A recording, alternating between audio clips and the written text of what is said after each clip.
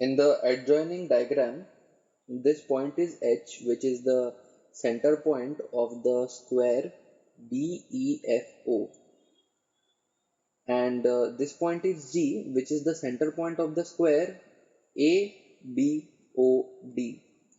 and we are supposed to find the vector that joins the point G and the point H. So this is a very simple question. If we do write down the two vectors, the first vector being the OH vector.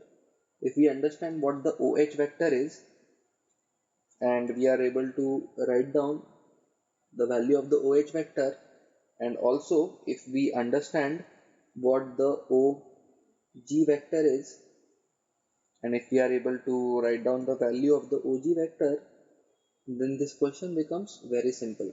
Why? Because see, here is the point O, here is the point O, this is the vector OH, this is the vector OG.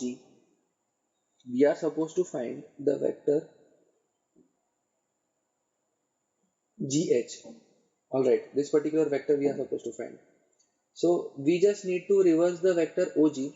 So essentially this vector, let us say the resultant vector R that we need to find, by this diagram we can easily understand by triangle law, R vector is going to be equal to OH vector minus of OG vector.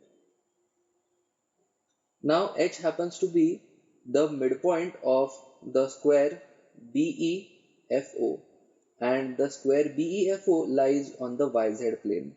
So the point H is naturally going to be having 0x coordinate, and then since it is the midpoint of this particular square, from the diagram we can observe that the point H is going to have a by 2 as the y coordinate and a by 2 as the z coordinate.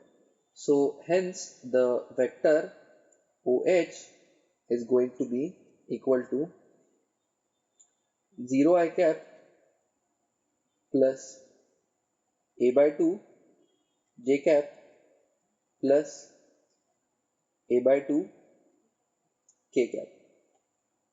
Similarly, the vector OG bar is going to be equal to, since it lies on the xz plane, this is going to be equal to a by 2 I cap, by observation of the diagram and understanding how vectors work in 3D space.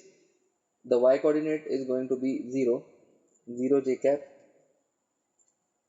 plus a by 2 k cap.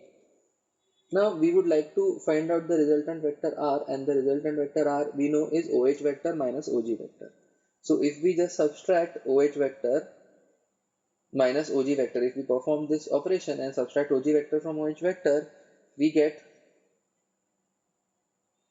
R bar is equal to OH vector minus OG vector. So this is going to be equal to, so there is nothing to cancel out j, so this component will remain as it is, a by 2 j cap, and these two will get cancelled and there will be a minus a by 2 I cap, minus a by 2 I cap. Now let us scan the options and see whether we have an answer. So j cap minus I cap, I have that over here and nowhere else. So it is a by 2 j cap minus I cap. That's going to be the answer. This is a relatively simple question based upon vectorial addition, subtraction and the triangle law. We just need to understand the fundamentals of how vectors are working in 3D space.